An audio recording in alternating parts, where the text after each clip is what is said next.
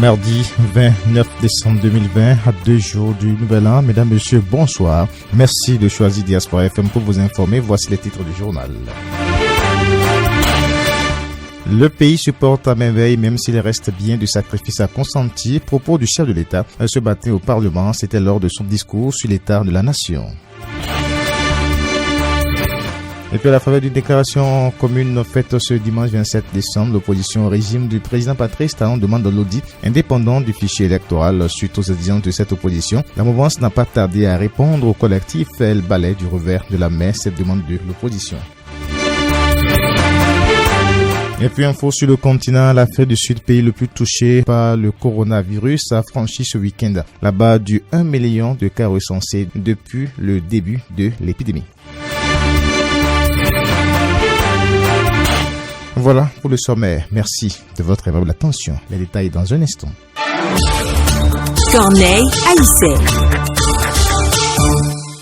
Diaspora Info Soir. Bonsoir à tous. Le président de la République a prononcé son discours sur l'état de la nation ce mardi 29 décembre 2020 devant les députés. Il a passé en revue tous les domaines de la vie nationale avec des perspectives radieuses pour le peuple béninois. Suivons un extrait de son discours. Patrice Talon. Au plan sanitaire, notre indice de satisfaction demeure faible, même si le personnel dédié est désormais plus disponible. Il nous faudra encore patienter quelques temps pour constater les effets de nos efforts. La dynamique et les investissements en cours permettront sous peu d'offrir à chacun de nous, y compris les plus démunis, une prise en charge sanitaire convenable. L'eau potable. Elle est désormais à la portée de 2 Béninois sur 3, sachant qu'avec la dynamique en cours dans ce secteur, la quasi-totalité de nos compatriotes disposera de ce bien élémentaire avant la fin de votre mandat, Monsieur le Président. Tel est l'état des lieux en ce qui concerne également l'énergie électrique dans notre pays. À l'instant où je vous parle, notre pays produit par lui-même la moitié de nos besoins actuels et sera totalement autosuffisant d'ici 18 mois. La qualité et la stabilité du réseau électrique, du courant électrique présentement distribué, laisse encore à désirer en raison du sous-dimensionnement et de la vétusté du réseau de distribution électrique. Cette situation encore très préjudiciable pour le peu d'entre nous qui disposent d'une connexion électrique ne sera bientôt qu'un mauvais souvenir au vu des investissements en cours. Quant aux autres biens de connexion que sont l'Internet et le téléphone, ils demeurent un rêve pour un grand nombre de nos concitoyens et ceux d'entre nous qui en disposent ne sont pas pour autant satisfaits de la qualité du service. Mais les travaux d'extension visibles ici et là et le retour imminent de Benin Télécom tel que nous savons le faire désormais ne manqueront pas de combler nos attentes d'ici à 2023. S'agissant des liaisons routières entre nos régions, nos communes, nos quartiers de villes et villages, notre patrimoine a atteint un niveau d'envergure qui nous émerveille nous-mêmes. Le rythme et la qualité des travaux en ce qui concerne aussi bien les routes revêtues que les routes en terre et les pistes rurales permettent désormais à chacun d'avoir la certitude qu'il verra de ses yeux ce qui lui paraissait il y a peu comme un luxe lointain, voire improbable. Dans le domaine des infrastructures administratives, marchandes, socio-culturelles et sportives, notre pays est en passe de disposer d'un patrimoine considérable dont le rythme de réalisation est désormais à la hauteur de nos attentes. Dans le secteur éducatif, notre situation demeure globalement très préoccupante. Même si le taux de scolarisation de nos enfants paraît de plus en plus satisfaisant, la couverture de nos besoins en infrastructure et surtout en enseignants demeure insuffisante à tous les niveaux. Mais notre faiblesse, la plus préoccupante dans ce secteur, si vitale pour notre présent et surtout pour notre avenir, est d'ordre structurel. Quelques personnalités politiques présentes à l'hémicycle ont donné leurs impressions après le discours du chef de l'État. Écoutons le ministre Alain Souroula, suivi des députés Gilda Sagonkan et Rachidi Badamassi. Dans la forme, le discours a été concis, a été dense, intense. Ce discours a la particularité d'avoir présenté un état des lieux sommaire, intense, apprécié par le président de l'Assemblée nationale et donc au-delà de lui, et par les applaudissements nourris, par l'ensemble des députés qui ont compris l'action du président de la République, qui ont compris les progrès que le président a livrés, les progrès qui ont été accomplis pour ce peuple. Ce discours a fait un tour synthétique mais réaliste des progrès que nous avons faits. Ces progrès qui ont été partagés par le président de la République dans le cadre de la tournée qu'il a engagée pour rencontre aux Béninois, et donc il n'y avait pas de surprise sur les acquis de la nation. Ce discours a séduit et le président de l'Assemblée a repris à son compte la renaissance qui est le facteur déterminant des résultats visibles et à venir que le président de la République a livré à l'Assemblée nationale. Ce discours a été l'occasion pour la représentation nationale et à travers cette représentation, tout le peuple béninois, de la justice qui a été rendue au président de la République, qui a toujours reconnu que ses mérites étaient l'œuvre du peuple béninois, mais il a fallu un homme pour impulser le développement, il a fallu un homme pour le concevoir, il a fallu un homme pour faire face aux écueils, aux obstacles, afin que les résultats obtenus, la certitude que notre pays est sorti du sous-développement, la certitude que notre pays est monté sur les rails du développement irréversiblement, il a fallu qu'un homme accepte et concède ses sacrifices. Mais je suis vraiment fier parce que le chef d'État n'a pas été emphatique, n'a pas été non plus grandiloquent. Il est resté concis dans son discours. Il est resté compact en lien avec les réalités du pays. Il a évoqué le contexte difficile que nous avons connu lié au Covid, lié à la fermeture de la frontière du Nigeria. Mais en même temps, il a évoqué les réformes idoines que nous avions menées pour que véritablement le pays puisse se mettre au diapason des peuples en développement. Je constate que tous les secteurs du développement ont été pris en compte. La gouvernance, l'éducation, la santé, les infrastructures. Et il a dit que des défis restent encore à être menés, surtout dans le domaine de la santé, où des chantiers sont posés et que dans les années à venir, on verra l'impact. Donc c'est un chef d'État comblé qui a eu le temps de constater de visu sur le terrain, pour une première fois, 60 communes en quelques jours, pour vivre la réalité. Et ce qui a été présenté aujourd'hui, c'est l'état réel du pays.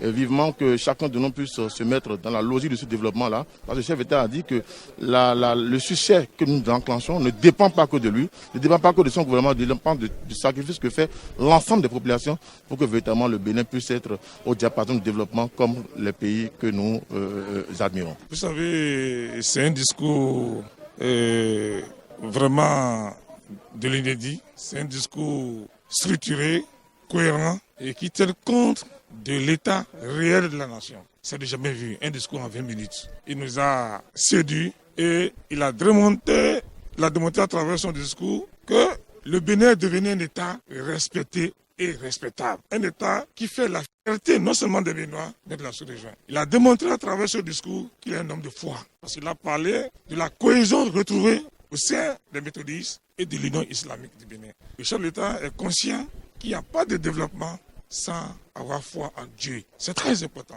tout en respectant la laïcité de l'État. Alors, nous avons trouvé un président de la République vraiment, simplement, qui a étonné positivement le peuple béninois et la sous-région. Et c'est pour ça que vraiment, nous, en tant que parlementaires, nous sommes un parlement de réforme. Il a reconnu, pas un parlement aux ordres, un parlement de réforme véritablement au service des populations. La Commission électorale nationale autonome Sénat a présenté ce mardi 29 décembre le calendrier électoral aux institutions de la République. La rencontre s'est tenue dans un hôtel à Cotonou. Voici le reportage de Natacha Kofi. Les responsables de la Commission électorale nationale autonome ont tenu ce mardi 29 décembre 2020 dans un hôtel de la place une rencontre d'échange avec les institutions du pays. Cette rencontre entre dans le cadre de l'organisation de l'élection présidentielle d'avril 2021. En effet, dans le cadre de l'organisation de ce scrutin, le Conseil des ministres a adopté le décret 2020-563 du 25 novembre 2020 portant modalité d'élaboration du calendrier électoral en République du Bénin. L'article 3 de ce décret stipule, je cite, « Le calendrier électoral est élaboré par la Sénat en concertation avec les autres institutions de la République impliquées dans l'organisation du scrutin. La Sénat a voulu soumettre à votre appréciation le projet de calendrier qui a été élaboré en tenant compte, bien entendu, des grandes séquences et opérations prévues dans le décret précité. Suite à la présentation du projet de calendrier électoral, place au recueil des amendements et contributions en vue de la finalisation du calendrier. La dite présentation a soulevé des questions auxquelles le directeur technique de la Sénat a apporté des éléments de réponse.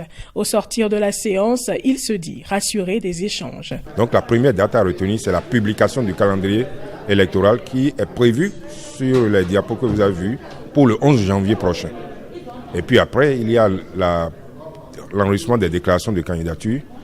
Et cet enregistrement prend son socle au niveau de la publication des listes des pièces à fournir.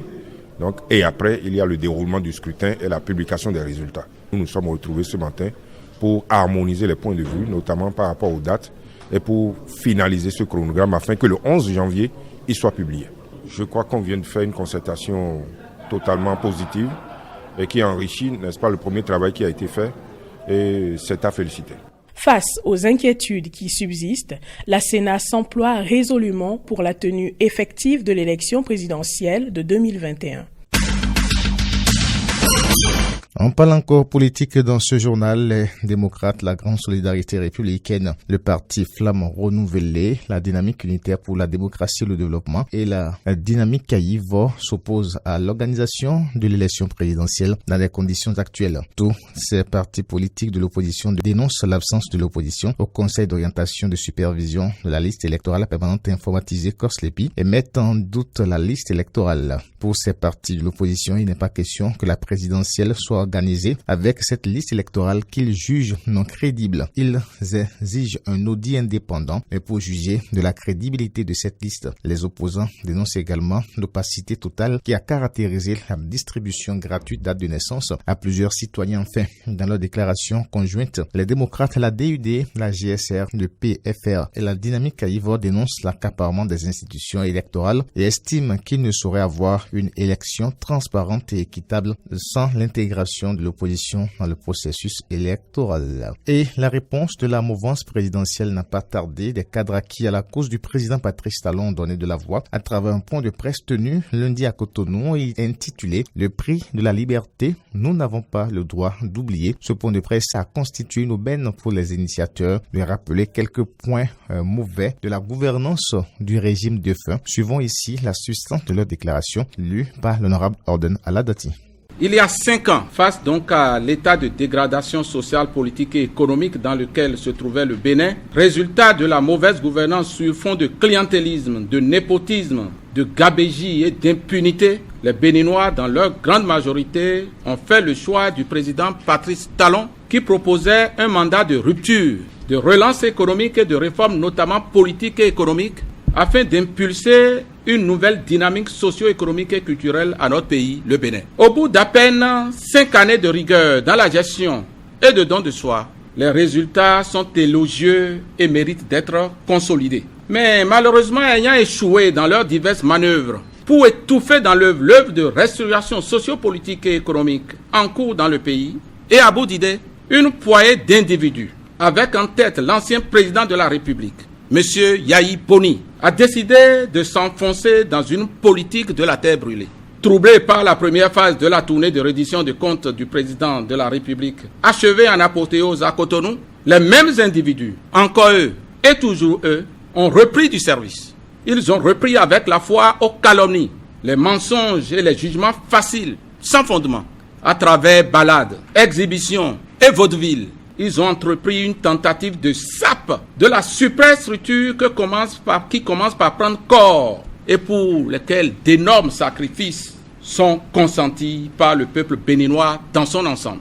Leur leitmotiv tourne autour des mots liberté et de paix, qui selon eux seraient mis à mal par la gouvernance Talon. Mais que signifient en réalité les mots liberté et paix? En ont-ils payé le prix? Quel est le prix à payer exactement? Et où à payer? Ou les prix qui ont été payés par le passé. Les pourfendeurs des réformes actuelles sont-ils qualifiés pour donner des leçons de démocratie? Autre registre de l'actualité, on parle maintenant, et bien sûr, de la fête de fin d'année. À l'approche de ces fêtes, un tour dans certains marchés de Cotonou et le constat est clair. Mévente, spéculation, manque d'affluence autour des étalages. Les commerçants sont à l'épreuve de la morosité économique et de la crise sanitaire qui affecte leur activité. Voici le reportage de Natacha Kofi. À l'instar des autres villes, Cotonou se prépare à vivre les fêtes de fin d'année qui s'annoncent à grands pas. Au marché d'Antokpa, le plus grand marché de la ville, les boutiques sont pratiquement désertes. Les commerçants se plaignent de la morosité économique ambiante et des conséquences de la Covid-19 sur les habitudes et les finances de chacun. Cette année, pour ne pas vous mentir, c'est du fiasco. On ne comprend rien. On ne vend pas. Tout d'abord, on n'a pas voyagé à cause du Covid. Mais tout ce qu'on a dans les boutiques comme les marchandises, tu fais sortir, les gens viennent, elles sont intéressées, mais elles nous disent qu'ils n'ont pas de l'argent. Mais on ne vend pas. Moi, j'étais au marché jeudi, je n'ai rien vendu. Vendredi, c'est la période de fête, on est resté à la maison. Samedi, on est arrivé, j'ai vendu que 20 000 dans tout ça là. Le dimanche, j'étais là, j'ai vendu un paire de chaussures. Un paire de chaussures, 7 500. Aujourd'hui, je suis encore là, je n'ai rien fait encore. Je ne pas fait donc au bout de 30 ans. Situation est là, on est mon point BD. Ça fait plus de 30 ans que je suis dans ce marché. Je n'ai jamais vu pareille situation. Nos plus gros clients viennent d'autres pays. Quand on les appelle, ils disent qu'il y a trop de frais à payer à l'aéroport en raison du Covid-19. Heureusement que cette année, nous n'avons pas fait de prêt. Autrement, nous nous serions endettés. On souffre. Étalage toujours garni, clients encore rares, vendeuses inquiètes, c'est le constat fait au niveau de plusieurs stands de vente d'articles de fête au marché d'Antokpa ce jour. Alors que nous ne sommes plus qu'à 3 jours des fêtes du Nouvel An, certaines commerçantes nous donnent les raisons qui sous-tendent, selon elles, le phénomène de mévente cette année. L'argent que les gens prennent au boulot comme agent de fin du mois là, c'est dans ça qu'ils vont payer la location, dans ça ils vont manger, la voiture va dire pour elle, tout pour la maison c'est dans ça. Quand il y a période de fête, les gens nous disent on a pris de l'argent, on n'a pas pris prime, il n'y a pas prime. Pour notre président, il n'a qu'à faire tout possible pour leur donner au moins des mises à l'air là-dessus quoi. Là, ils vont fêter et faire un peu pour les enfants, pour eux-mêmes. Les gens ont peur de se rendre au marché à cause de la Covid-19. On ne vend pas. Cette année 2020 aura été plus délicate que les précédentes. Tous espèrent que l'année à venir soit meilleure et verra prospérer leurs différentes activités. Les nouvelles africaines et internationales. Info en Afrique, au Burkina Faso, Roch Marc Christian Carbouré a été investi ce lundi 28 décembre après son élection le 22 novembre dernier. Une cérémonie à laquelle étaient présents de nombreux chefs d'État africains et représentants d'institutions internationales. Le président burkinabé s'est engagé à ouvrir une consultation nationale dans le cadre de la réconciliation nationale qui ne doit pas faire l'économie des crimes de sang et crimes économiques et à lutter contre l'insécurité et la corruption. 3 soldats français du 1er régiment de chasseurs de Thierville sur Meuse ont perdu la vie ce lundi 28 décembre. Leur véhicule blindé a été atteint ce matin par un engin explosif improvisé. Ont perdu la vie ce lundi 28 décembre. Leur véhicule blindé a été atteint par un engin explosif improvisé alors qu'ils participaient à une mission d'escorte entre Ombouri et Goussi dans le désert du Goma, dans le centre-est près de la frontière du Burkina Faso.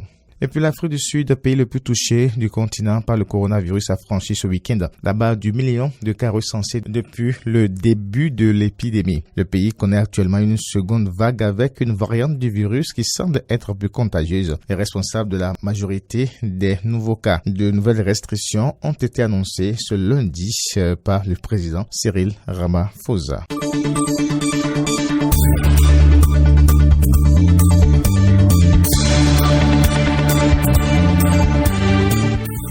À la fin de cette édition, mesdames, messieurs, merci de votre aimable attention. Restez câblés Diaspora FM. Au revoir. À demain.